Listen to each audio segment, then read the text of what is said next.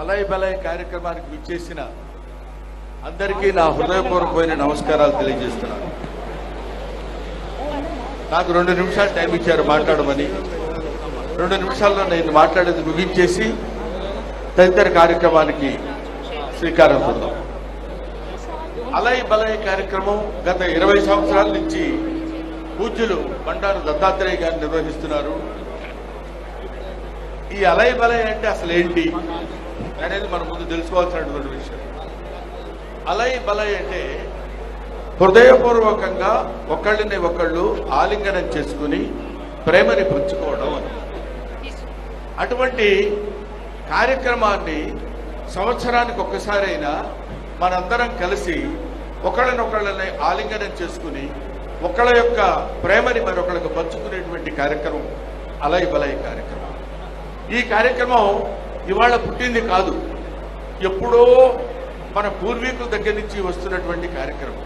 అది శ్రీరామచంద్రుడు ఆంజనేయ స్వామిని హృదయానికి అత్తుకున్నటువంటి అలయ్ బలయ్ కార్యక్రమం అప్పటి నుంచి ఇప్పటి వరకు వస్తూనే ఉంది, జరుగుతూనే ఉంది ఈ అలయ్ బలయ్ కార్యక్రమం అనేది.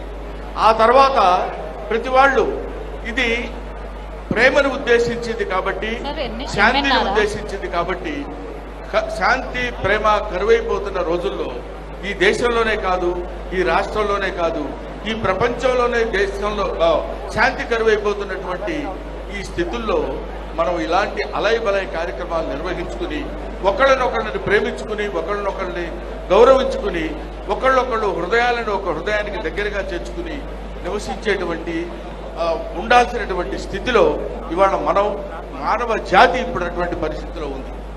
అటువంటి పరిస్థితిని గుర్తు తెచ్చుకుంటూ పట్టుబదల విక్రమార్కుడిలాగా అప్పటి నుంచి ఇప్పటి వరకు ఈ కార్యక్రమాన్ని నిర్వహిస్తూ ఇంతమంది జనాన్ని ఒక చోట చేర్చి అలయ్ బలయ్ అనేటువంటి ఈ కార్యక్రమం నిర్వహించినటువంటి బండారు దత్తాత్రేయ గారికి, వారి అమ్మాయి బండారు విజయలక్ష్మి గారికి నా హృదయపూర్వకమైనటువంటి నమస్కారాలు తెలియజేస్తూ, అందరూ బాగుండాలి, అందరం బాగుండాలి, విశ్వం అంతా బాగుండాలి, ప్రపంచం అంతా బాగుండాలి, ప్రపంచం అంతా శాంతితో ఉండాలి.